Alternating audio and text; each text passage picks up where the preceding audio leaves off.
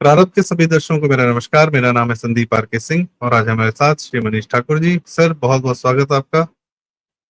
बहुत धन्यवाद संदीप, आपके दर्शकों को भी बहुत बहुत धन्यवाद, आभार। दर्शकों, मुझे सर का परिचय देने की आवश्यकता नहीं है क्योंकि सर का अपना जो स्वयं का यूट्यूब चैनल है मनीष ठाकुर शो, वो अपने आप में एक अद्भुत हिट चैनल है। और हर रात जो लाइव आता है वो तो मुझे लगता है कि बड़े बड़े न्यूज चैनल से कहीं ज्यादा बड़ा एक हिट शो सर ने क्रिएट कर दिया है। साथ में सर की जो सर स्वयं पत्रकार हैं, दिल्ली बेस्ड है, और आपकी कोर्ट की रिपोर्टिंग, पुराना अनुभव है, 20 साल से ज्यादा का अनुभव है सर का। आप जो कोर्ट की रिपोर्टिंग करते हैं, आज भी जो लगातार करते रहते हैं, वो विश्लेषण जरूर सुनने लायक होता है, दिखने लायक होता है, मोस्ट ऑथेंटिक। तो सर, बहुत बहुत धन्यवाद, आपने आज हमें समय दिया। और आपका सर एक जो मैं देखता हूँ लगातार आपके शोज पर एक बात होती है, और वो मुझे जीवन में भी दिखता है, यहाँ भी दिखता है, वो है दिल्ली मीडिया, जो सेक्टर 16 मीडिया, या जो हम जिसको गांधियों की गंदी मीडिया कह सकते हैं। उसमें रवीश ने जो गोदी मीडिया बोला है वो भी शामिल हो जाता है। भारत के बारे में नेगेटिव बात करनी हो तब तो बहुत सारे चैनल चलते रहते हैं, बोलते रहते हैं कुछ भी हो, कितने जेट गिर गए, ये हो गया, वो हो गया।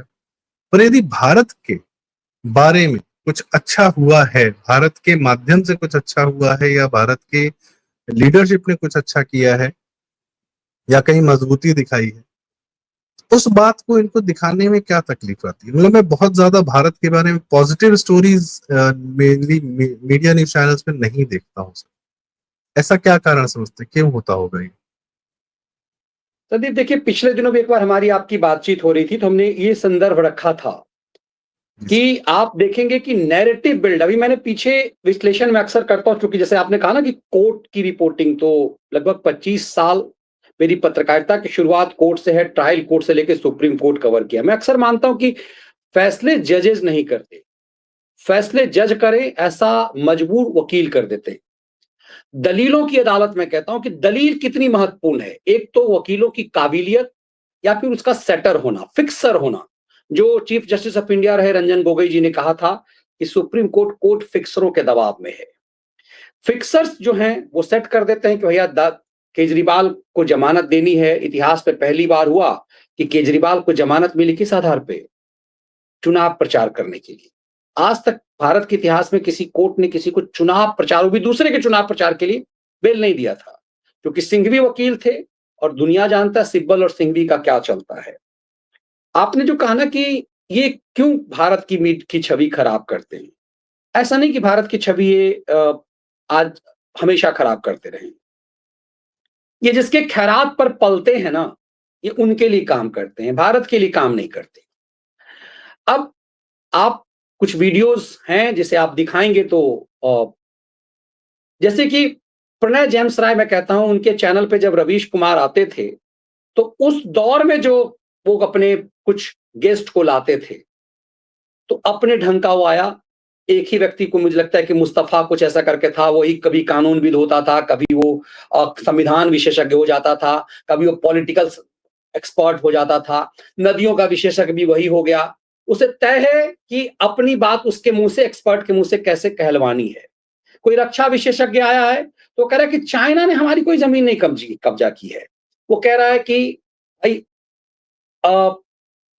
हमारा नियंत्रण रेखा ये है, उसका नियंत्रण रेखा ये है, हम ये नियंत्रण रेखा मानते हैं, वो नियंत्रण रेखा ये मानता है। कभी हमारे लोग हैं आगे बढ़ जाते हैं तो कह देते हैं कि हम चीन के एरिया में घुस गए। दरअसल चीन के एरिया में कोई हम घुसते नहीं है, वो हमारे एरिया में नहीं घुसते। आज उसी चीज को कह रहे हैं वो कि भारत के एरिया में घुस गया। हमेशा आप देखेंगे कि नैरेटिव बनाया जाता है इंडियन का, जो ये जो मीडिया है, जो लुटियन मीडिया जिसको हम कहते हैं, जिसे मैं खैराती मीडिया कहता हूं, ये नैरेटिव बनाते चीन हमारे अंदर घुस गया। वही एक्सपर्ट पहले इस चीज को खारिज करता था, आज वो इसे जोड़ता है।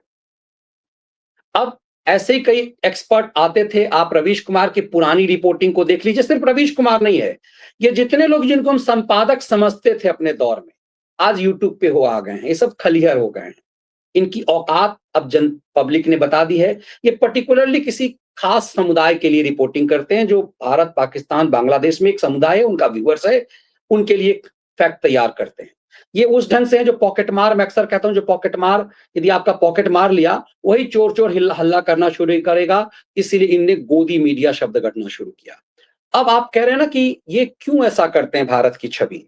अभी भारत का जलवा बिखरा है। अब देखिए, टेलीविजन चैनलों से गायब है। हम लोगों ने कल के शो में कहा था, विश्लेषण किया था, आज अखबार तमाम अखबारों में है, टीवी चैनलों पे खबर नहीं है कि कैसे भारत के जो deputy army chief of staff हैं, उन्होंने साफ साफ कहा कि हमारे साथ लड़ाई में तुर्की भी था, चाइना भी था, पाकिस्तान तो था ही था। बिपिन रावत जी कहा करते थे कि हम 2.5 मोर्चे पे लड़ रहे हैं। भारत ने पहली बार खुल करके कहा कि चाइना भी हमारे साथ खिलाफ लड़ा, मतलब एक छोटा मोटा विश्व युद्ध टाइप था ये। लेकिन इंडियन मीडिया ने इसे गायब रखा। क्यों? क्योंकि चाइनीज एजेंट हैं ये हर चीज में चाइना का महिमा मंडन करेंगे, तो चीन के खिलाफ यदि कोई खबर होगी। लेकिन कमाल की बात देखिए, आप सुप्रिया श्रीनेत का ट्वीट दिखाइएगा। सुप्रिया श्रीनेत कह रही है कि ये बात राहुल गांधी भी कहते थे कि चीन पाकिस्तान की तरफ लड़ा। कभी ऐसी बात राहुल गांधी ने नहीं कही। कांग्रेस पार्टी और कम्युनिस्ट पार्टी ऑफ चाइना के बीच क्या करार हुआ था जब सोनिया गांधी की सरकार मनमोहन सिंह की थी, ये पता नहीं चल पाता। आप तमाम चीजों को देखेंगे कि ऐसा लगा जैसे कश्मीर वाले मामले में हमारी फेल्योर, असफल होने को ये गाथा गाते रहे। मैं अक्सर कहता हूं कि एक आता था हैप्पीनेस इंडेक्स, वो आज भी साबित कर देते हैं। जो भिखारी पाकिस्तान हो चुका है दुनिया में, आप पाकिस्तान के मीडिया को देखिए, पाकिस्तान के यूट्यूबर्स को देखिए, वो कहते हैं कि हमारे पास खाने के लिए नहीं है। पाकिस्तान की प्राइम मिनिस्टर, उसके विपक्ष संसद में किस ढंग से चर्चा होती है, लेकिन आज तक क्या कहा गया मोदी सरकार के बाद से कि हैप्पीनेस इंडेक्स में पाकिस्तान हमसे आगे है, बांग्लादेश हमसे आगे है। तो दरअसल ये जो नैरेटिव, ऐसा नहीं कि वो एंटी नेशनल है, ये जो मीडिया है वो इसे आप एंटी नेशनल नहीं कहेंगे। ये जो सरकार है, इस सरकार के दौर में उनका खैरात बंद है। तो जिनके खैरात पर ये पल रहे थे, ये सत्ता उनकी चाहते हैं। और क्यों उनकी चाहते हैं? क्योंकि उस दौर में चीन ने जैसा चाहा, नेहरू से जैसा चाहा वैसा करवाया, इंदिरा से जैसा चाहा वैसा करवाया। अभी मैं आज एडिटोरियल था कि अटल जी का और दलाई लामा को लेकर के क्या मान्यताएं थी। तो दरअसल कई बार ऐसा होता है कि आपके पावरफुल कंट्री, आपके पॉलिटिकल पार्टियों से क्या क्या, बांग्लादेश में क्या है, बांग्लादेश की जो सरकार है वो किसकी कठपुतली है? दुनिया जान रही है कि अमेरिका का कठपुतली है वो। अब वो कोई जनता ने तो उसे चुना नहीं है, तो कई बार फंडिंग के आधार पे सत्ता और सरकार से वो कराया जाता है। तो ये जो भोंपू हैं, ये भोंपू इस लिहाज से काम करते हैं क्योंकि दशकों ये खैरात पे पले हुए हैं। तो मैं मानता हूं कि एंटी नेशनल नहीं है ये इसलिए है कि इन्हें लगता है कि वर्तमान दौर में इनका खैरात में जब आपका पालन पोषण, आपका भोजन जिन सब चीजों से जुड़ा होता है ना, अपने यहाँ कहते हैं ना कि जैसा अन्न वैसा मन। तो दरअसल खैरात के खिलाड़ी हैं। यही वजह है कि देखिए अभी हाल में क्या हुआ। ये ट्रंप को खलनायक बताते थे तब तक जब तक आप इनको दिखाई देता था कि ट्रंप मोदी के फेवर में बात कर रहा है, मतलब मोदी की अगुवाई वाले भारत के फेवर में बात कर रहा है। अब ट्रंप ने जो फंडिंग बंद की है, वो किसकी बंद की है? वो ट्रंप अपनी फंडिंग जो बंद कर रहा है, वो कह रहा है हमारे देश का पैसा बांग्लादेश पे क्यों खर्च होगा, भारत पे क्यों खर्चा होगा। अब भारत में किसके ऊपर अमेरिका खर्च कर रहा था? जो भारत को तोड़ने वाले थे। ये कौन है? ये वही मीडिया गिरोह है जो एक फर्जी किसी वेबसाइट पर फलाना देश के फलाना एनजीओ ने ऐसा कहा और वो हैप्पीनेस इंडेक्स जारी कर रहा है। दरअसल इनकी फंडिंग होती थी।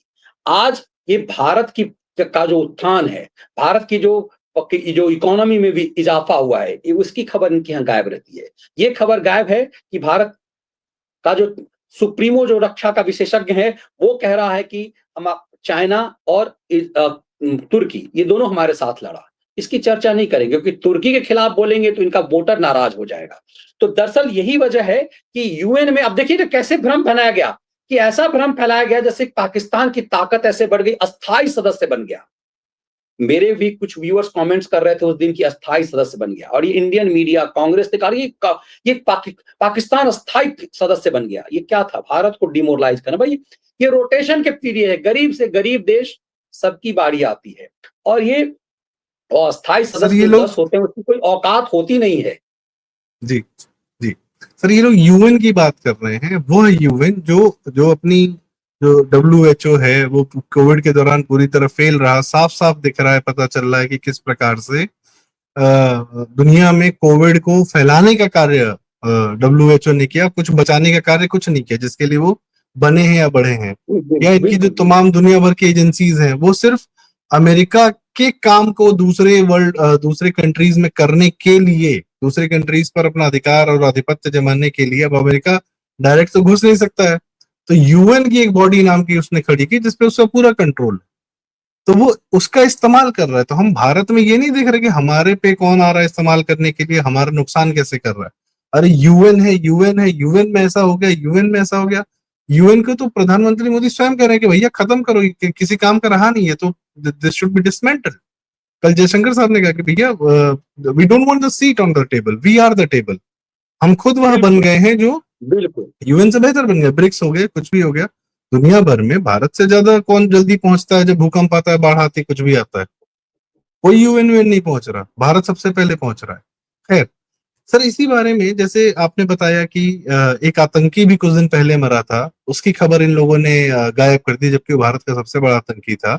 यदि उस पर चर्चा करते तो शायद उसका इतिहास बताना पड़ता। तो ये लोग मुस्लिम, जो ये वोट बैंक है, अभी शुभांकर मिश्रा का मैं देख रहा था कि वो के मनन के साथ पॉडकास्ट कर रहे थे, तो बड़ी तकलीफ थी शुभांकर मिश्रा को कि आपने शौर्य फिल्म में वो सीन कैसे कर दिया जिसमें मुसलमानों की सच्चाई बताई, मतलब वो उससे ऐसा बोला नहीं, उस सीन में सच्चाई बताई गई।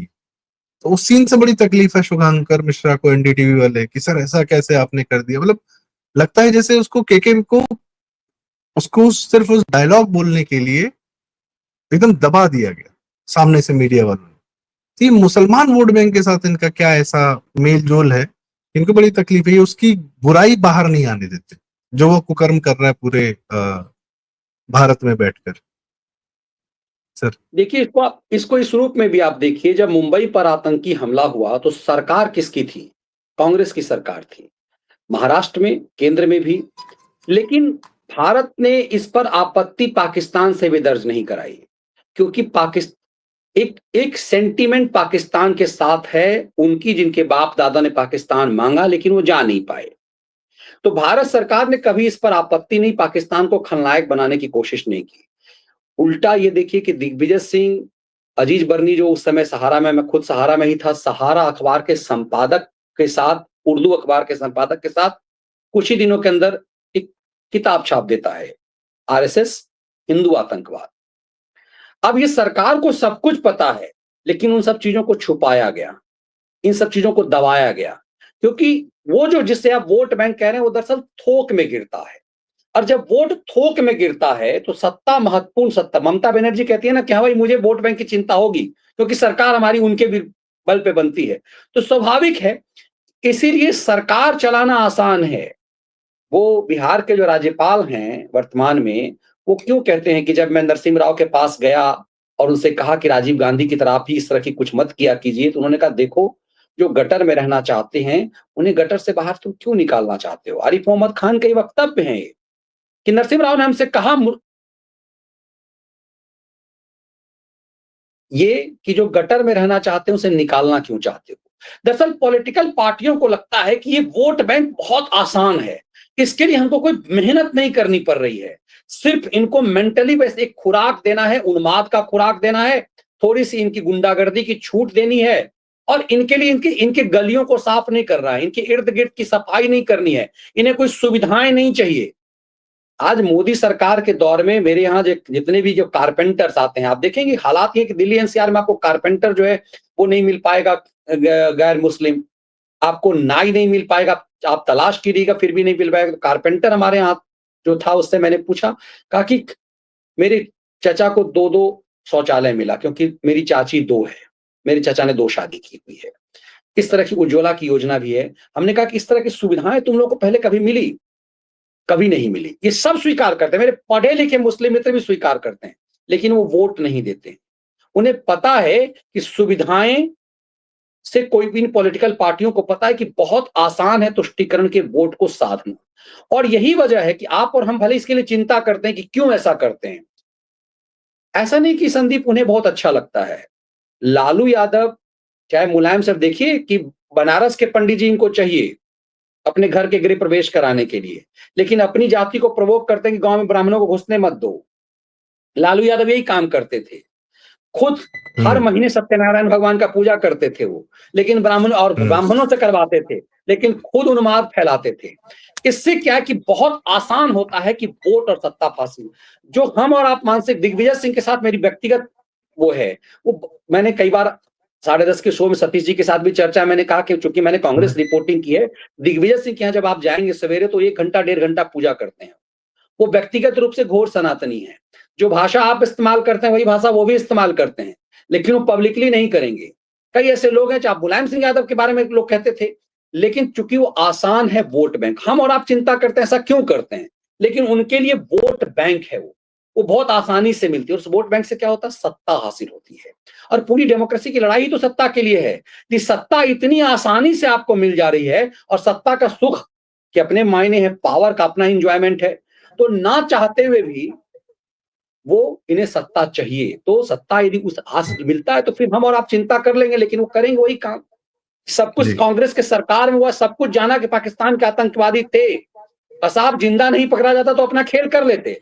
वो खेल उन्हें पसंद नहीं है, लेकिन सत्ता उससे मिलती है। यदि सत्ता इतनी आसानी से मिलती है तो वोट बैंक के लिए तो सोचना पड़ेगा। इसीलिए इनको भय ये हो रहा है, अब जिस तरह से मुस्लिम तुष्टीकरण कर रहे थे, यदि हिंदू वोट एकजुट हो रहा है तो फिर सत्ता इनके हाथ से खिसक जाएगी। इसलिए एजेंडा देखिए, चाहे वो तेजस्वी का एजेंडा हो, चाहे वो आप आज यहाँ के एजेंडे को देख लीजिए, यूपी के एजेंडे को देख लीजिए, वो जातिवाद के खिलाफ है। ठीक उसके उलट महाराष्ट्र के एजेंडे को देखिए, उन्हें लगता है कि किस रूप में काटा जा सकता है, तो मराठी स्वांग लाया। उन्हें भी तुष्टीकरण के वोट चाहिए, मराठी के नाम पे चाहिए। तो यही खेल है। दरअसल सत्ता हासिल करने की ये लड़ाई है, और इसीलिए तुष्टीकरण का वोट चूंकि एकजुट होता है, इसलिए उनकी चिंता है। अब हिंदू वोट पिछले 10-11 साल से कुछ हद तक एकजुट हुआ है, तो ये परेशानी है, इसीलिए इन्हें जाति में तोड़ने की कोशिश करते हैं। लेकिन वो इस बात को नहीं स्वीकार करते कि मुस्लिमों में भी कई जातियां हैं। अब वो पसमंदा जी। अलग आवाज उठा रहे, उस आवाज को दबाना चाहते हैं। यही उस नेता तंत्र को, उस राजनीति के तंत्र को यह मीडिया पूरी तरह सपोर्ट करता है कि वह जो कहता है कि मुसलमानों के बारे में कोई बुरी बात नहीं होगी, उनके कुकर्म बाहर नहीं लाए जाएंगे, यदि बाहर आएंगे तो उनको विक्टिम बनाया जाएगा। या सर बताइए, ट्रेनों पर सिलेंडर रखा, पता नहीं क्या क्या किया, ट्रेनों को गिराने की इनके नाबालिगों ने कोशिश की, वो भी तंत्र के रूप में की, लेकिन कोई बहुत चर्चा नहीं की, हाँ क्यों कर रहे हैं, क्यों नहीं कर रहे कभी हैं, कभी कोई नेशनल इन्वेस्टिगेटिव मीडिया में इस कुछ तरह की नहीं। खबरें नहीं हुई, कभी नेशनल मीडिया में खबरें नहीं हुई इस तरह की। हाँ, कांवड़ यात्रियों पे इनकी जो है 100 बातें हो जाएंगी। और मैं ये भी जानना चाह रहा था सर, क्योंकि आपने बताया इसमें सर, यदि हम राहुल गांधी, सोनिया गांधी और लालू का नाम न लें, इस मीडिया तंत्र ने इनको जिस तरीके से पाला पोसा, आगे बढ़ाया और इनके कुकर्मों को छिपाया, और यहाँ तक कि ये कोर्ट में ये लोग, इन लोग के पे केसेस चल रहे हैं, सब जमानत पे बाहर है। लालू तो जमानत पे नहीं, लालू पता नहीं किस लिए बाहर है, कैसे बाहर है, तो भगवान मालिक है। उसमें भी कोई पेरोल सवाल है, नहीं पूछता कि लालू भाई यादव बाहर को क्यों। पेरोल है, और 2 तरह के तर्क के आधार पे पेरोल है उनको। हाँ। लालू यादव को क्योंकि वकील सिब्बल हैं, तो सिब्बल तो खिलंदर हैं, सिब्बल की वजह से लालू यादव बाहर हैं। और कहते, मैं जो कह रहा था ना संदीप अभी, की दलीलों की अदालत होती है, कानून तो एक ही है ना, आईपीसी वही है, सीआरपीसी वही है। उसी कानून के तहत एक व्यक्ति को सेम केस में, हत्या के केस में लोअर कोर्ट फांसी दे देता है, हाई कोर्ट उसे उम्र कैद कर देता है, सुप्रीम कोर्ट उसे बरी कर देता है। कई ऐसे केस हैं, दिल्ली में बहुत चर्चित प्रियदर्शनी मट्टू केस था। वो एक आईपीएस अधिकारी का बेटा था, और उसे बचाने के लिए पूरा सिस्टम लग गया, तो बरी हो गया। प्रियदर्शनी की हत्या, रेप किया, रेप के बाद मर्डर किया, अपने मोटरसाइकिल के हेलमेट से मार मार के हत्या कर दी। सब सबूत थे, जज को पता था कि सबूत क्या है, लेकिन पुलिस ने केस तोड़ा, वकील चूंकि पैसे वाले थे, गवाहों को तोड़ा गया। अल्टीमेटली ट्रायल कोर्ट ने उसे बरी कर दिया। बरी होने की वजह से केस दब गया। लेकिन ठीक इसी ढंग से बरी किया गया किस मामले में, जेसिका लाल मर्डर केस में। सब कुछ साफ था, जेसिका लाल मर्डर केस में भी एक्यूज्ड को बरी कर दिया गया, क्योंकि उसमें डीपी यादव का बेटा इन्वॉल्व था। उस समय कांग्रेस का एक बड़ा नेता था, उसका बेटा कार्तिकेय शर्मा जो आज इंडिया टीवी चला रहा है, उसका उसका भाई जो है वो मनु शर्मा इन्वॉल्व था। तो उस केस को हमने कवर किया है, हमने day to day hearing Priyadarshini Mattoo से लेके इसमें कवर किया है। इसमें कोई चांसेस नहीं थे बरी होने के, लेकिन दोनों ट्रायल कोर्ट से बरी हो गए। आमतौर पर ट्रायल कोर्ट से एक्यूज बरी नहीं होता, ऊपर के कोर्ट से बरी होता। ये दोनों गंभीर मामले थे जिसमें ओपन सर्ट केस था, दोनों में बरी हो गए। क्यों? क्योंकि इतना प्रभावशाली लोग थे कि सब करवा पाए। लेकिन टाइम्स ऑफ इंडिया ने जब एक हेडिंग दे दिया, नो वन किल्स जेसिका, बवाल मच गया। हाई कोर्ट में केस गया और वही केस जिसमें जेसिका के हत्यारों को बरी कर दिया गया था, सबको सजा हो गई, उम्र कैद हो गई सबको। और जब इसको उम्र कैद हुई तो फिर जुनून आया, फिर मीडिया जगा और पुराना जो 10 साल पुराना प्रियदर्शनी मट्टू केस था उसे खोला गया और फिर जिस मामले में वो बड़ी होकर के वो आईपीएस का बेटा वकालत कर रहा था उसे हाईकोर्ट ने फांसी दे दिया। सोचिए कहां से कहां गया मामला। फिर ऊपर की कोर्ट में जाके उसे उम्र कैद हो गया। आज ये सब जेल में है। मतलब वही आईपीसी, वही सीआरपीसी, वही कोर्ट, वही एक्यूज। इतना बड़ा अंतर क्यों हुआ? क्योंकि दलीलों की अदालत है, पैसे खर्च करके सेटिंग भी किया जाता है। एक तो दलील सर हो वो गया, सेटिंग किया गया और पूरा जो है पूरी तरह से पासा पलट दिया गया।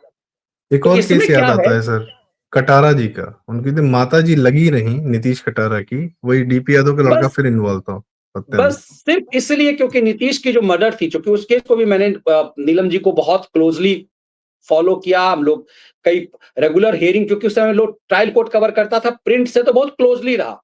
एक तो वो, और दूसरी बात है कि वो केस ट्रांसफर होकर दिल्ली आ गया और दिल्ली की मीडिया ने, हम लोगों ने उस पर जी जान लगाया कि इसको सजा तो होनी होगी। डीपी यादव ने उस केस को भी मोल्ड करने के लिए खूब कोशिश की, पत्रकारों पे ऊपर खूब खर्चे किए गए, ट्रायल कोर्ट के जर्नलिस्टों के ऊपर खर्च किए गए। इनफैक्ट दिल्ली की जो नेशनल जो बार एसोसिएशन, खबरें तो कहीं आपको आएगी नहीं, जो पटियाला हाउस कोर्ट की जो बार थी उस पर खर्च किया गया ताकि कोर्ट के अंदर हंगामा मचाया जाए, डर का माहौल पैदा किया जाए। आसान नहीं होता इन प्रभावशाली लोगों के से न्याय छीनना। लेकिन अब क्या है कि ऐसे जब वकील होंगे तो क्या होगा? ये तो इस तरह के मीडियोकर मामले हैं। अब सोचिए इन लोगों को सजा देना मुश्किल है तो लालू को सजा देना कितना मुश्किल रहा होगा। लालू को सजा मिली 5 मामले में, पांचों में वो आदमी बेल है। सामान्य आदमी के साथ ऐसा होता क्या? बेल की तर्क क्या है? आधी सजा भुगत चुके हैं।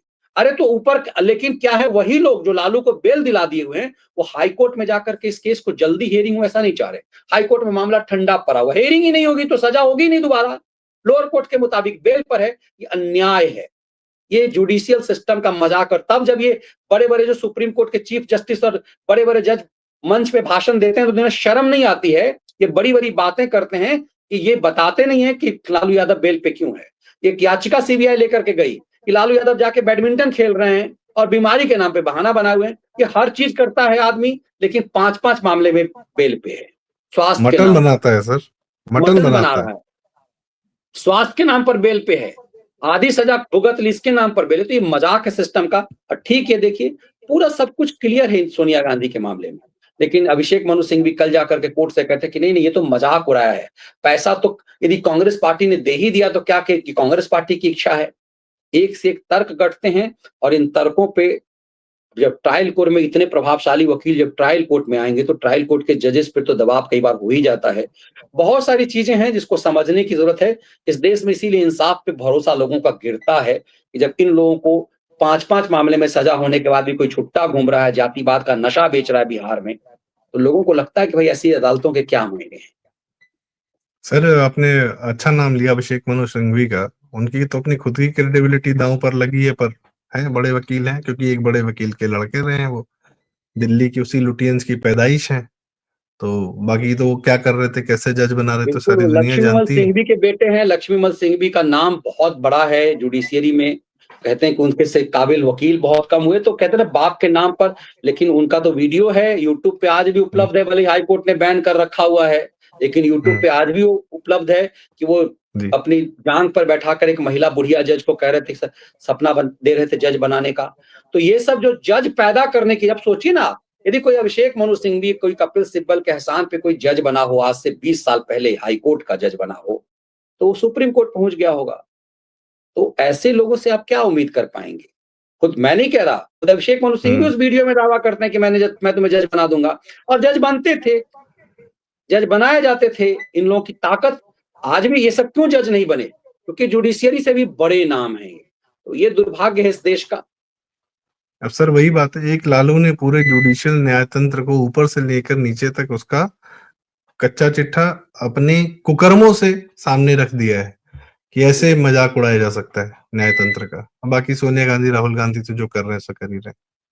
तो सर बहुत-बहुत धन्यवाद, आज आपने हमें समय दिया और बहुत धन्यवाद। न्यायपालिका और दिल्ली मीडिया पर आपने जो हमें बताया कि क्या छिपा रखा है इन लोगों ने और क्या सामने नहीं आने देते हैं। अक्सर बात होती है कि मीडिया ने या कांग्रेसी इकोसिस्टम ने इतिहास को बहुत छिपाया।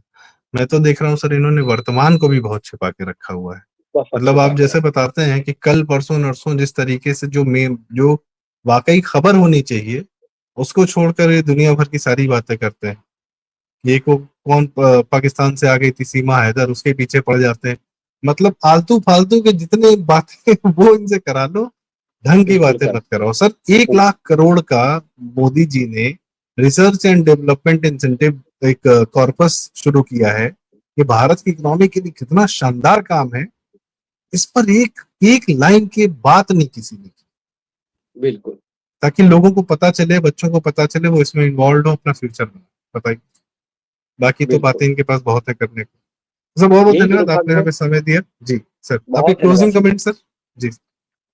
बहुत धन्यवाद। यही चीज़ है कि इस चीज़ को समझने की ज़रूरत है और अच्छी बात ये है कि अब इस मीडिया के हाथ में संदीप कुछ रह नहीं गया। अब हम्म, जनता की मीडिया हो गई है। आप जैसे लोग भी अब इस मंच पे हैं।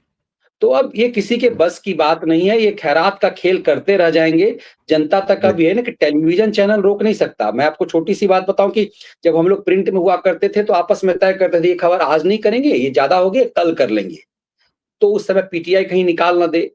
अब जब दौर बदला, तो ये कि 24 घंटे के चैनल्स हो गए, आप खबरें दबा नहीं सकते। तो अब किसी की हैसियत नहीं रह गई कि खबरें दबा देंगे। जिन लोगों ने खबरें दबाई, हमने कल-परसों हमने भी उन खबरों को उठाया। तो इसीलिए कि अब किसी की हैसियत नहीं रह गई है। जनता के पास खुद का मोबाइल है, वो आपके अ, डिपेंड आपके ऊपर नहीं है कि उस बुद्धू बॉक्स पे आप जो दिखाएँगे वही दिखेगा। अब उनके हाथ में सब कुछ है और वो वहाँ तक पहुँच जाएँगे जो वो देखना चाहते हैं। बिल्कुल सही बात है।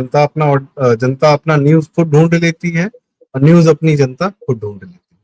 तो इसी के साथ बिल्कुल, बहुत बहुत धन्यवाद सर, और इसके बहुत बड़े प्रणेता आप लोग हैं, सतीश सर हैं और भी तमाम अन्य चैनल्स हैं। सब लोग बड़ा अच्छा काम डेली बेसिस पे कर रहे हैं। तो दर्शकों, हमारी रिक्वेस्ट है, कृपया दोनों चैनल सब्सक्राइब करें। मनीष ठाकुर सर का चैनल मनीष ठाकुर लाइव, इसका हम डिस्क्रिप्शन में लिंक दे देंगे, और हमारा चैनल प्रारब्ध। और आपको कैसी लगी ये चर्चा, इसके बारे में कमेंट्स में हमें अपनी राय जरूर बताएं। बहुत बहुत धन्यवाद, नमस्कार, प्रणाम।